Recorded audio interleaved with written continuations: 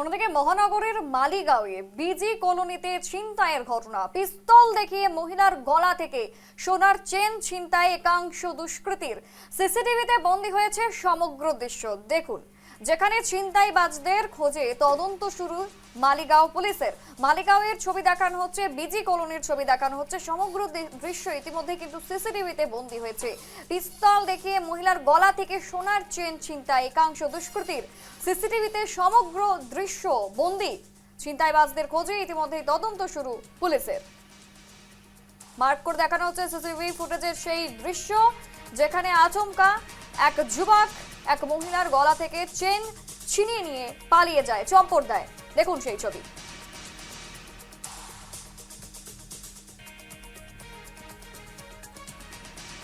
ঠিক এভাবেই কিন্তু ছিনতাইবাজ একেবারে কিন্তু সেই মহিলার গলা থেকে চেন ছিনিয়ে নিয়ে দৌড় দেয় এবং এই দৃশ্য ইতিমধ্যেই সিসিটিভিতে রেকর্ড হয়েছে। সিসিটিভি ফুটেজ খতিয়ে দেখে পুলিশ ইতিমধ্যেই ঘটনার তদন্ত শুরু করেছে।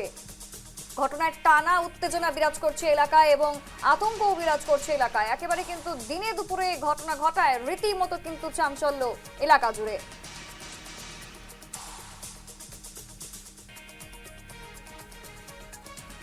আমাকে ধাক্কা মেরে ফেলে আমাকে রিভলভার দেখায়।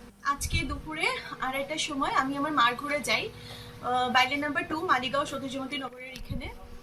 তারপরে ওইখানটায় হঠাৎ করে দুইটা লোক আসে, আমাকে অ্যাড্রেস জিজ্ঞাসা করে, ভুলভাল এমনি অ্যাড্রেস জিজ্ঞাসা করে আমাকে আটকিয়ে তারপরে আমাকে হঠাৎ আমাকে একটা মোবাইলে ওরা প্রিটেন্ড করে কথা বলছে। আমার সামনে আসে, আমার একটা ভয় লাগে। আমি বলি কি হয়ে গেল, আমার সামনে এসে এইভাবে আমাকে কেন অ্যাড্রেস জিজ্ঞাসা করছে। 2 মিনিট আমাকে কথার জালে ওরা ফাঁসিয়ে দিয়েছে।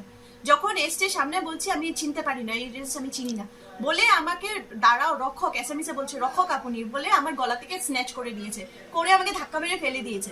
আমি উঠে তাও হাতাপাই করার চেষ্টা করেছি, ফেলে দিয়েছে, আমাকে রিভলভার দেখেছে বলে কথা না পাঠিয়ে এরকম করে ঠিক এরকম রিভলভারটা দেখিয়েছে।